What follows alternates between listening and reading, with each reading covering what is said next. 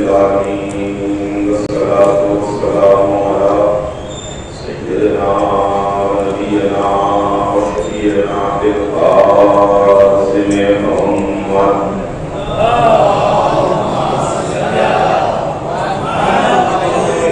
آل الطيبين الطاهرين المعصومين ولا إله إلا آلائهم المنين من يومنا هذا إلى يوم الدين.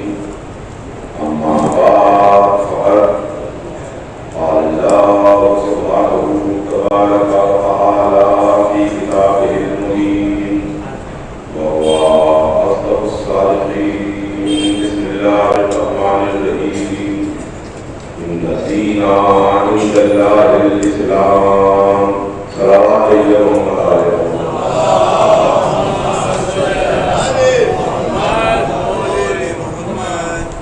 خداوند عالم قرآن مجید میں ارشاد فرماتا ہے کہ یقیناً دین اللہ کے نزدیک اسلام ہے. اسلام ایک مذہب کا نام ہے. اسلام ایک دین کا نام ہے. جو مذہب اور جو دین انسانوں کی ہدایت اور انسانوں کی رہبری کے لیے ہے. میں آپ کی خدمت میں 2 دن سے یہ بات عرض کر رہا ہوں کہ اسلام کا مطلب سلامتی ہے. اسلام کا مطلب امن ہے.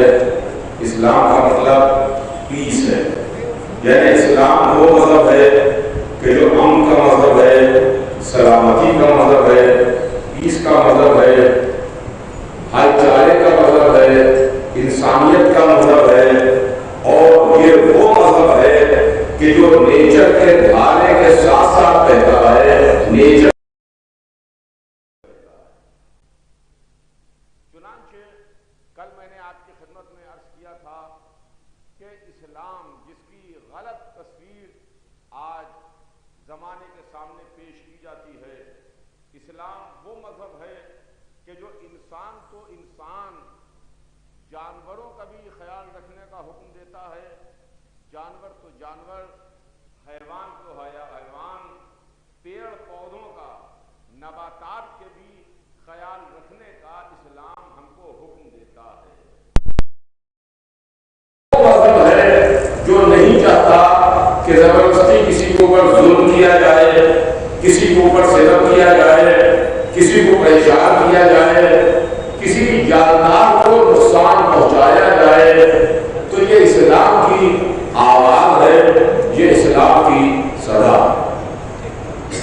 اسلام میں اہل بیت والا اسلام کیا ہے, مجھے یہی آپ کی خدمت میں عرض کرنا ہے کہ اہل بیت والا اسلام کون سا.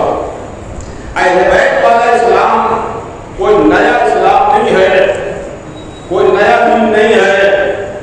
اسلام میں اہل بیت وہی ہے جس کو اللہ نے بھیجا ہے, جس کو حضور سرور کائنات لے کے آئے. اور اگر اس اسلام کو سمجھنا ہے تو اسلام کو سمجھنے کے لیے سب سے پہلے آپ کو چل کے دعوت عشیرہ میں وہاں دیکھنا پڑے گا, جس کا سلسلہ دعوت عشیرہ سے شروع ہوگا اور اس کے بعد یہ دین مکمل ہوگا میدان غدیر میں. یہ دین کامل ہوگا میدان غدیر میں, مگر میدان غدیر میں نہ ٹھہریے, اس لیے کہ دین تو میدان میں کامل ہو گیا 18 سن 10 ہجری کو, مگر ابھی اسلام کے سر پر خطرات کے بادل منڈا رہے تھے. ابھی اسلام کو خطرہ درپیش تھا. محض سفر کو آپ کو رکنا نہیں پڑے گا, بلکہ سفر آگے بڑھانا پڑے گا. غدیر سے جنگ کے کربلا تک آنا پڑے گا. اور جب تک کربلا نہیں پہنچیے گا تب تک آپ کو اسلام کی صحیح تصویر نظر نہ آ پائے گی. ایک صلوات بھیجے محمد آل محمد.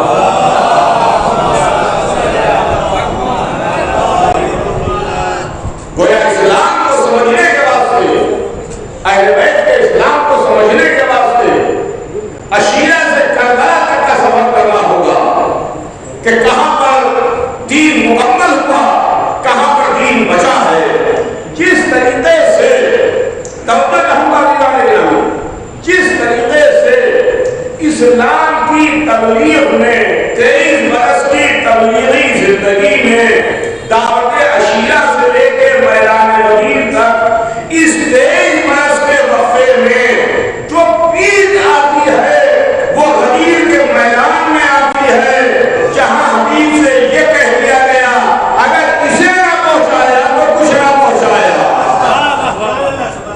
اگر اسے نہ پہنچایا تو کچھ نہ پہنچایا۔ ایک طرف اگر غدیر میں ایک پیک ہے، ایک وہ منزل ہے جہاں پر حبیب سے کہہ دیا کہ اگر یہ نہ پہنچایا تو کچھ نہ پہنچایا، یعنی اسلام کی بقا میں، اسلام کے پھیلانے میں غدیر کا میدان اپنی منزل کمال پر ہے، پیک پر ہے، تو ویسے ہی اسلام کے بچانے میں کربلا کا میدان ہے جو اپنی پیک پر ہے۔ صلوات بھیجے محمد آل محمد۔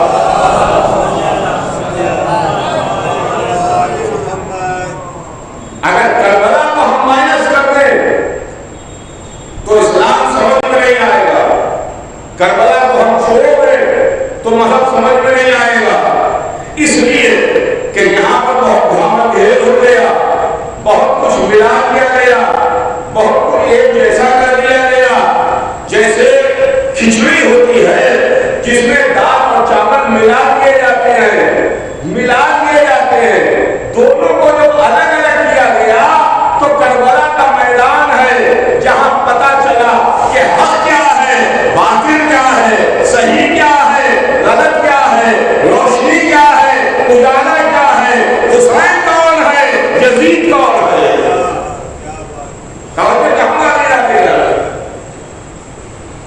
اس کا سلسلہ شروع ہوا دعوت عشیرہ سے۔ بے شک وہ کائنات حضرت آدم کا سب سے بڑا دنیا میں آیا، کائنات حضرت آدم کا وہ جو کائنات آدم کی وجہ وقار ہے، جس کے نور کو اللہ نے سب سے پہلے خلق کیا۔ اول ما خلق اللہ نوری، اللہ نے سب سے پہلے میرے نور کو خلق کیا۔ جب زمین نہیں تھے، جب آسمان نہیں تھے، زمین نہیں تھی، چاند سورج ستارے نہیں تھے، ہوائیں نہیں تھیں، فضائیں نہیں تھیں، خلا نہیں تھا، دن نہیں تھا، راتیں نہیں تھیں، روشنی نہیں تھی، اجالا نہیں تھا، کچھ بھی نہیں تھا، کچھ بھی نہیں تھا۔ اول ما خلق اللہ نوری، اللہ نے میرے نور کو خلق کیا۔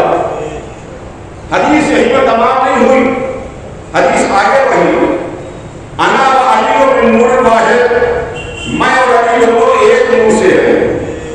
اور جاؤں گا، میں اور علی دونوں ایک نور سے ہیں، یعنی اللہ نے ایک نور کو خلق کیا، اس ایک نور کو خلق کرنے کے بعد دو حصوں میں تقسیم کیا، ایک نور محمد ہے، ایک نور علی ہے۔ ایک وہ نور جس کے سر پر تاج رسالت رکھا، دوسرا وہ نور جس کے سر پر تاج ولایت رکھا، ایک وہ نور جو دین کا لانے والا، دوسرا وہ نور جو دین کا بچانے والا۔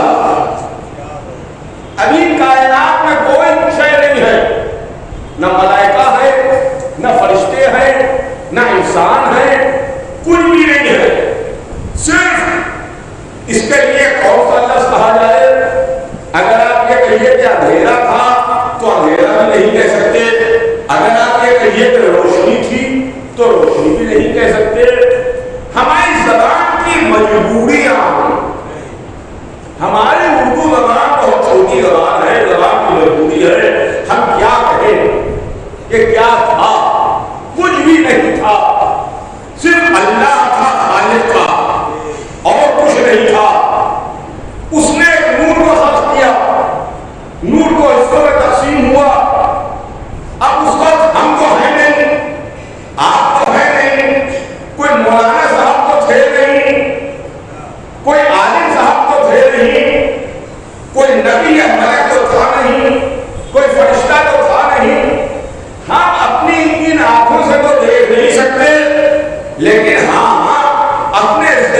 निगाहों से तसव्वुर तो जरूर कर सकते हैं। तो होगा अपने ज़हन की निगाहों से हम तसव्वुर तो जरूर कर सकते हैं कि कायनात में, इस पूरी यूनिवर्स में कुछ भी नहीं है, सिर्फ नूर परवरदिगार है। और अल्लाह ने एक नूर को खल्क़ किया और खल्क़ करने के बाद वो हिस्सों में तक़सीम कर दिया। हम तसव्वुर की निगाहों से देख रहे हैं कि नूर को हिस्सों में तक़सीम हुआ। अब अगर कहिए तो इस मौके पर हम कलमा पढ़ें, कायनात में कुछ नहीं है, नूर परवरदिगार है। हमने कहा ला इलाहा इल्लल्लाह, नूर मोहम्मद है। हमने कहा मोहम्मद रसूलुल्लाह, नूर अली है। हमने कहा अलीउल वलीउल्लाह। सलावत भेजते मोहम्मद आले मोहम्मद।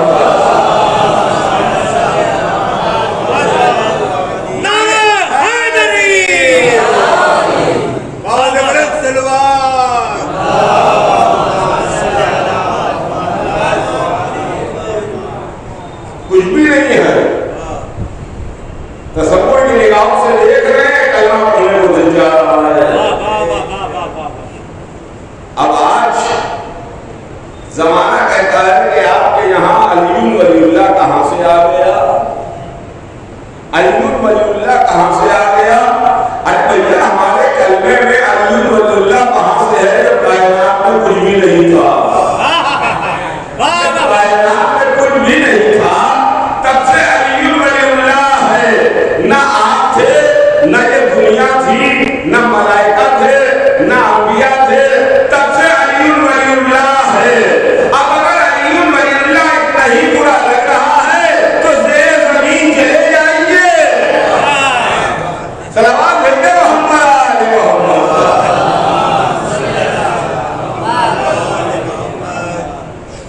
तो अल्लाह ने उस नूर को खल्क़ किया और उस नूर को हमारे दरमियान भेजा। 70वीं रबीउल अव्वल को हुजूर सरवर कायनात तशरीफ लाए और जब दुनिया में तशरीफ लाए तो एक यतीम शहजादे की हैसियत से, एक यतीम शहजादे की हैसियत से तशरीफ लाए। दादा ने परवरिश की, दादा ने पाला और उसके बाद चचा ने परवरिश की, चचा ने पाला। चचा कौन है आप जानते हैं, पहचानते हैं कि चचा कौन है। चचा वही चचा है जिसको आलम इस्लाम काफिर कहता है कि जनाब अबू तालिब ये लोग काफिर हैं। अबू तालिब ने तो कलमा नहीं पढ़ा, अबू तालिब तो मुसलमान नहीं हुए।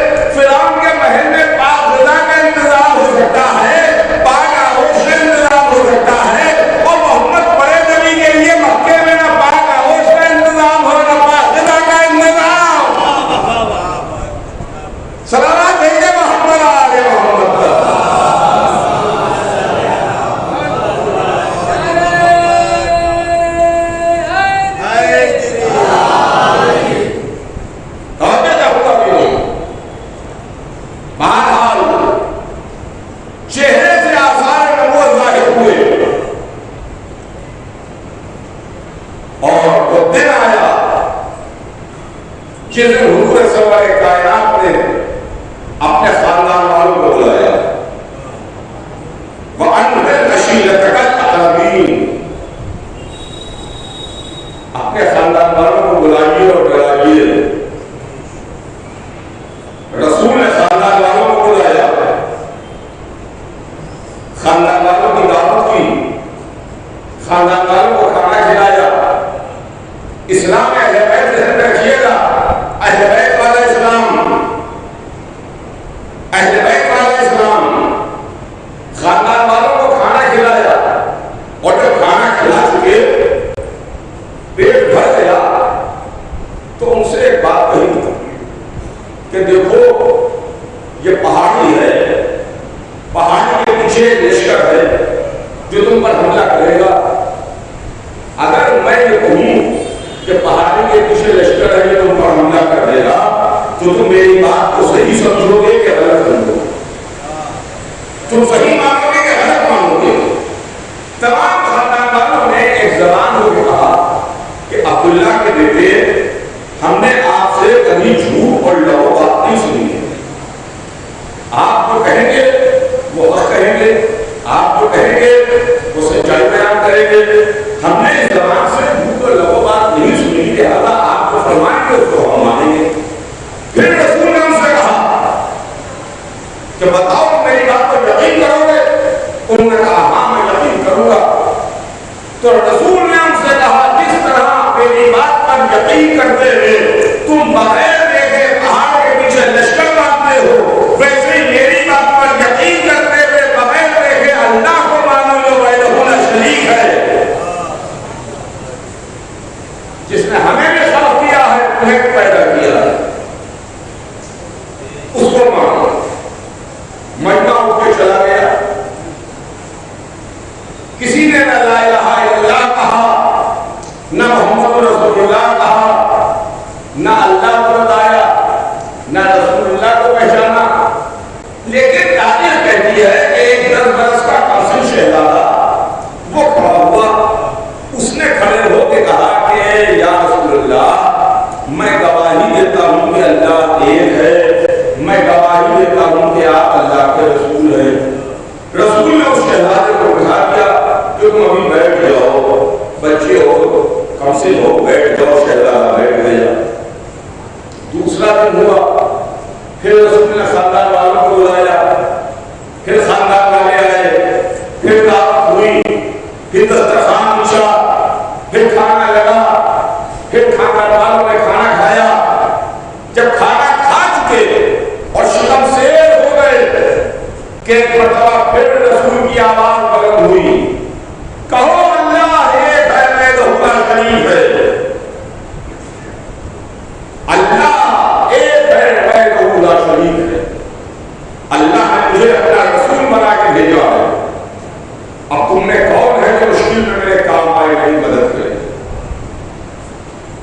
وہی کمسن شہزادہ پھر کھڑا ہوا اور اس نے کھڑے ہو کے گواہی دی کہ میں گواہی دیتا ہوں کہ اللہ ایک ہے، میں گواہی دیتا ہوں کہ آپ اللہ کے رسول ہیں، میں نصرت کا وعدہ کرتا ہوں، میں مدد کا وعدہ کرتا ہوں۔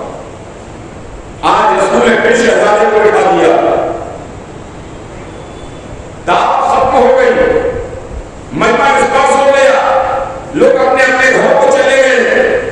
تیسرے دن پھر رسول نے آواز دی، پھر کھانا پکا، کھانا تیار ہوا، دسترخوان بچھا، کھانا لگایا گیا، خاندان والے دسترخوان پر آگے بیٹھے، کھانا نوش کیا، شکم سیر ہوئے۔ پھر رسول کی آواز بلند ہوئی کہ کون ہے جو گواہی دے، کون ہے جو گواہی دے، اللہ کی وحدانیت کی گواہی دے، میری رسالت کی گواہی دے، میری مشکل میں میری مدد کرے۔ تاریخ لکھتی ہے کہ آج پھر وہی 10 برس کا قاسم شہزادہ کھڑا ہوا، لیکن آج پر رسول نے ایک جملے کا اضافہ کر دیا کہ جو مشکل میں میری مدد کرے گا وہی میرے بعد میرا خلیفہ ہوگا، وہی میرے بعد میرا جانشین ہوگا۔ آج پھر وہ شہزادے نے کھڑے ہو کے کہا انا یا رسول اللہ، رسول اللہ میں آپ کی نصرت و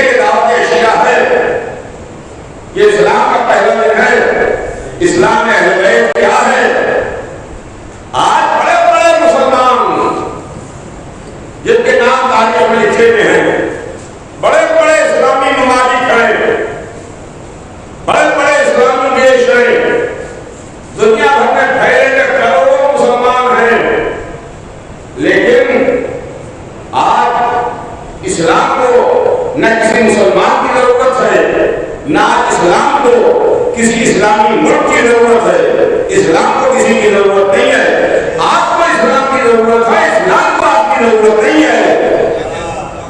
سنیے گا، اسلام کو آپ کی ضرورت نہیں ہے۔ کوئی نماز نہ پڑھے، کوئی روزہ نہ رکھے، مسجدیں خالی ہو جائیں، کوئی مسجد میں آنے والا نہ رہے، سب پھر اسلام کو چھوڑ دیں، تو اسلام کی زندگی اور صحت پر کوئی فرق پڑنے والا نہیں ہے۔ اسلام کی حقانیت، مذہب کی حقانیت، اس کی برتری، اس کی بزرگی ویسے ہی برقرار رہے گی، اس کے اوپر ذرہ برابر بھی کوئی فرق آنے والا نہیں ہے۔ آج پوری دنیا مل کے لا الہ الا اللہ کہے تو اسلام کا کوئی فرق پڑنے والا نہیں ہے۔ پوری دنیا انکار کر دے، مذہب کا کوئی ہونے والا نہیں ہے۔ پوری دنیا مل کے محمد رسول اللہ کہے، مذہب کو فائدہ نہیں پہنچے گا۔ پوری دنیا انکار کر دے، کوئی اسلام کو نقصان نہیں پہنچے گا۔ اسلام کو ضرورت تھی دعوت عشیرہ میں،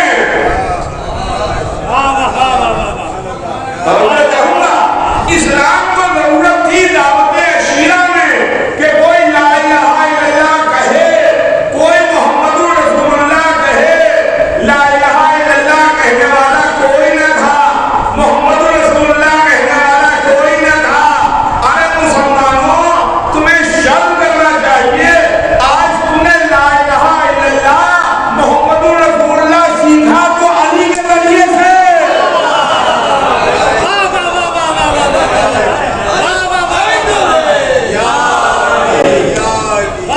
سلام بھیجے محمد آل محمد۔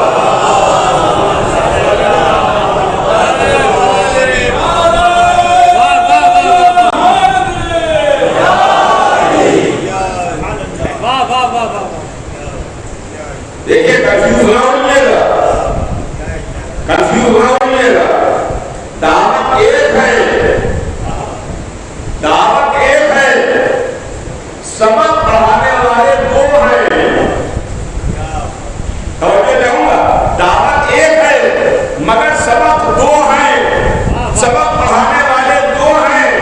ایک سبق رسول نے پڑھایا، ایک سبق علی نے پڑھایا۔ علی نے کیا سبق پڑھایا؟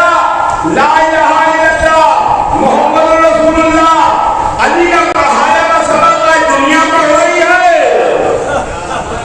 علی کا پڑھایا کا سبق آج دنیا پڑھ رہی ہے۔ علی نے کہا لا الہ الا اللہ، علی نے کہا محمد رسول اللہ، تو تیسرے دن محمد نے علی کو کلیجے میں لٹا کے کہا کہ تو ہی میرے بعد خلیفہ، تو ہی میرے بعد جانشین، یعنی علی ولی اللہ۔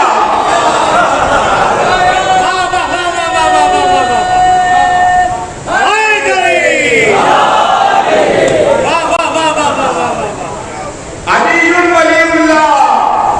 آج ہمارا کلمہ ہی یہی ہے، لا الہ الا اللہ محمد رسول اللہ علی ولی اللہ۔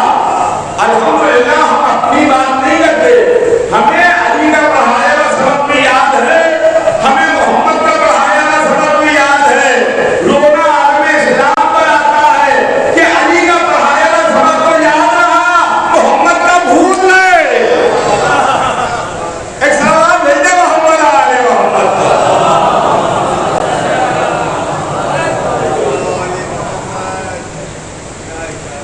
یہ عشیرہ ہے خدا کی قسم۔ میں گواہی دیتا ہوں کہ اللہ ایک ہے، میں گواہی دیتا ہوں کہ آپ اللہ کے رسول ہیں۔ رسول نے فرمایا علی ولی اللہ، تم ہی میرے بعد میرے خلیفہ ہو، تم ہی میرے بعد میرے جانشین ہو۔ یہ اسلام کا پہلا دن، یہ اسلام کا پہلا دن، فرسٹ ڈے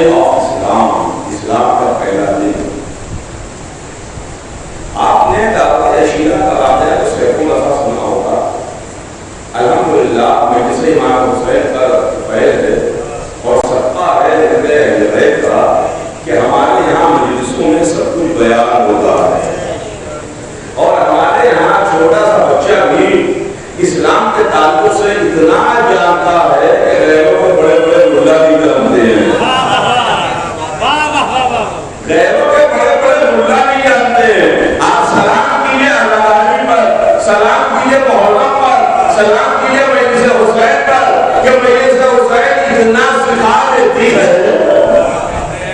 اتنا سکھا دیتی ہے کہ بہت کچھ معلوم ہو جاتا ہے۔ مگر آپ کو معلوم ہے کہ یہ دعوت ہوئی کہاں؟ کسی سڑک پر ہوئی تھی، کسی چوراہے پر ہوئی تھی، کسی گلی میں ہوئی تھی، یا کسی گھر میں ہوئی تھی؟ یہ دعوت کہاں ہوئی تھی؟ کس کے گھر میں ہوئی تھی؟ میں مسلمان ہوں، میں لا الہ الا اللہ کہتا ہوں، میں محمد رسول اللہ کہتا ہوں، میں علی ولی اللہ کہتا ہوں، میں قرآن کو اللہ کی کتاب مانتا ہوں، کعبے کو اللہ کا گھر مانتا ہوں، قیامت پر یقین رکھتا ہوں، ایک مسلمان ہوں۔ لیکن اگر کوئی غیر مسلم ہمارے گھر میں آ کے، غیر ہمارے گھر میں آ کر کے کچھ اپنے مذہب کے تعلق سے کوئی نیا کام شروع کرے تو آپ بتائیں کہ کیسے ممکن ہو پائے گا جب تک کہ اس میں ہماری اجازت نہ ہو، ہماری اجازت نہ ہو۔ ہماری مرضی کے بغیر تو ہمارے گھر میں کچھ نہیں ہو سکتا، آپ کی مرضی کے بغیر تو آپ کے گھر میں کچھ نہیں ہو سکتا۔ جب تک کہ آپ کی مرضی نہ ہو، یا وہ اندر جو کام ہو رہا ہے، گھر میں کوئی پروگرام، کوئی فنکشن ہو رہا ہے، آپ کی مرضی سے ہو رہا ہے، یا اس کے اندر آپ کی بھی شرکت ہے، اگر آپ کے گھر میں ہے تو آپ کی مرضی بھی مانی جائے گی، آپ کی شرکت بھی مانی جائے گی۔ علماء اسلام بتائیں کہ دعوت شیعہ ہوئی کہاں؟ رسول نے کہاں بلایا؟ کس کے گھر میں بلایا؟ ابھی تو جب اعلان رسالت کریں گے، رسول اپنی رسالت کا اعلان کریں گے، اس کے بعد صحابیت کا سلسلہ شروع ہوگا۔ ابھی تو ہم یہ نہیں کہہ سکتے کہ فلاں صحابی کے گھر میں، ابھی تو ہم نہیں کہہ سکتے۔ اب جب یہ اعلان کریں گے، لوگ کلمہ پڑھیں گے، ہاتھ پر بیعت کریں گے، مسلمان ہوں گے، اس کے بعد پھر اس میں صحابیت شروع ہوگی۔ کس کے گھر میں اعلان کیا؟ کس کے گھر میں دعوت میں بلایا؟ کس کا گھر تھا؟ تاریخ سے اٹھا کے پوچھیے تو آپ کو تاریخ بتائے گی۔ وہ گھر کسی غیر کا نہیں تھا، وہ گھر ابو طالب کا تھا، وہ گھر ابو طالب کا تھا۔ عالم اسلام شرم کی بات ہے، ابو طالب کے گھر میں اسلام کی بنیاد رکھی جا رہی ہے، دعوت شیعہ ابو طالب کے گھر میں ہے۔ یہ ایسا کافر ہے کہ جو کافر بھی ہے اور گھر سے لا الہ الا اللہ کی صدا بھی بلند ہو رہی ہے۔ ایک سلام دیں گے محمد آل محمد۔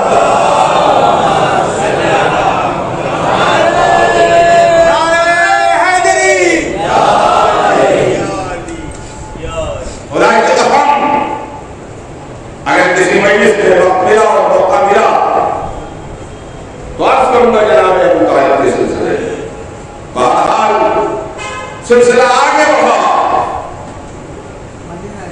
یہ اسلام کے آغاز کی کہانی ہے جس میں ہم کو نظر آیا کہ ابو طالب اپنے گھر کے دروازے پر ایک پہریدار کی حیثیت سے، ایک نگہبان کی حیثیت سے کھڑے ہوئے ہیں، اس لیے کہ محمد کے نگہبان تو ابو طالب ہیں، محمد کی حفاظت کرنے والے تو ابو طالب ہیں۔ چہرے سے جب آثار نبوت ظاہر ہو رہے تھے تو محمد کی حفاظت کرنے والے کا نام ابو طالب تھا۔ یہاں دعوت ہو رہی ہے، ابو طالب دروازے پر پہریدار کی حیثیت سے بیٹھے ہوئے ہیں۔ دیکھیے، اگر یہ مسجد کا ایک دروازہ ہے، مسجد کے دروازے پر اگر کوئی پہریدار کی حیثیت سے بیٹھا ہو تو کوئی مسجد میں اگر آئے اور غلط حرکت نکل کے جانا چاہے تو یہ دروازے پر نگہبان اور پہرے دار کی حیثیت سے بیٹھا ہوا ہے، فوراً اس کو روک لے گا، فوراً گرفتار کر لے گا، فوراً پکڑ لے گا، فوراً گرفتار کر لے گا۔ یعنی گھر میں ابو طالب کا بھتیجا اعلان اسلام کر رہا ہے، ابو طالب پہرے دار کی حیثیت سے بیٹھے ہوئے ہیں، اپنے بھتیجے کی حفاظت میں بیٹھے ہوئے ہیں کہ دیکھو دیکھو ہوشیار رہنا، گھر کے اندر ابو طالب کا بیٹا ہے، دروازے پر مداخل ہے۔ ایک سلام بھیجے محمد آل محمد۔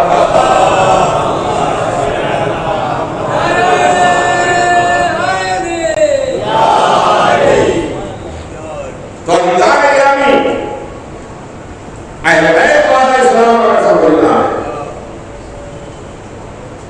تو در اہل بیت پر آ کے سمجھنا پڑے، اہل بیت کے دروازے تک آ کے سمجھنا پڑے، اس لیے کہ ہمارے پاس وہ سا دین ہے جو دین اہل بیت والا دین ہے، جس کو علی نے ہمیں بتایا، جو دین حسین ابن علی نے بتایا، وہ اسلام ہے جو کہتا ہے کہ تم تیمم کر کے نماز پڑھ لو، مگر وضو کا اگر پانی ہے تمہارے پاس تو پیاسے جانور کو پلا دو، تڑپتے جانور کو پلا دو، تیمم کر کے نماز پڑھو۔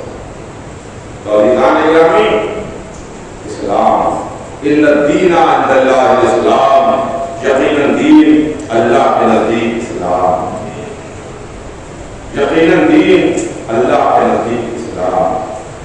بے شک یہ دین وہ ہے، یہ مذہب وہ ہے، یہ دستور وہ ہے کہ جو دعوت عشیرہ سے چلا، لیکن عالم اسلام کی بہت بڑی علی کے خلاف سازش ہے، اور دیکھیے عالم اسلام کی سازش بھی ہے، اور اس کے علاوہ کچھ کمیاں اگر ہماری اپنی ہیں تو ہم کو بھی اپنی کمیوں کا احساس کرنا چاہیے۔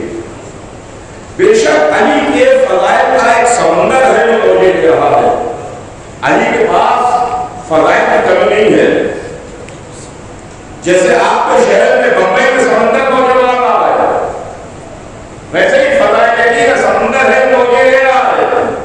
علی کے پاس فضائل کی کمی نہیں ہے، یہاں فضائل کا قرآن پڑھا ہے، مگر ہماری بھی ایک کمی یہ ہے کہ ہم بے شک یہ بیان کرتے ہیں، ہم بھی اپنی مجلسوں میں بیان کرتے ہیں اور اپنی کتابوں میں لکھتے ہیں، تحریر کرتے ہیں، بے شک رسول اللہ نے اسلام کو پھیلایا اور علی نے دین کو بچایا۔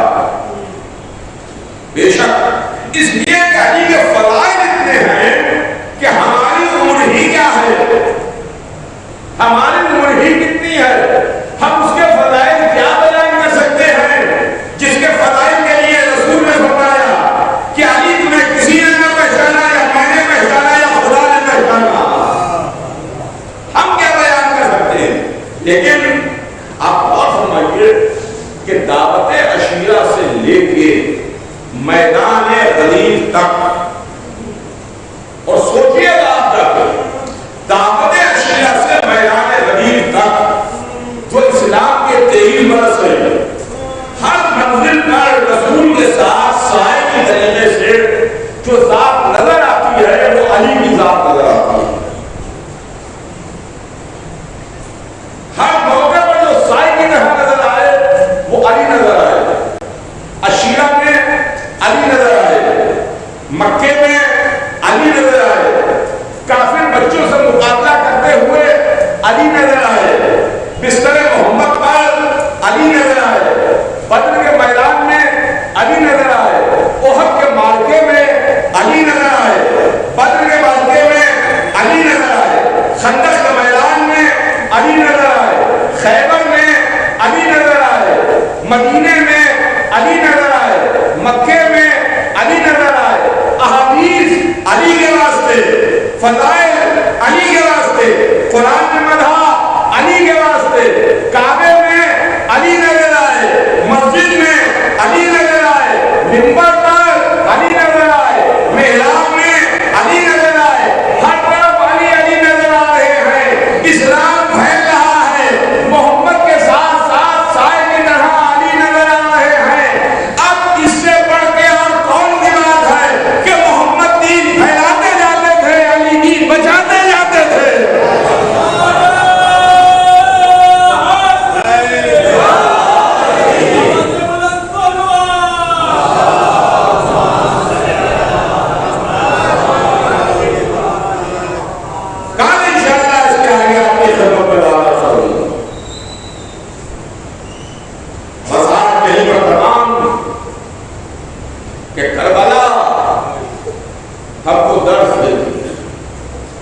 کربلا ہم کو سبق دیتا ہے، کربلا سے ہم کو ایک روشنی ملتی۔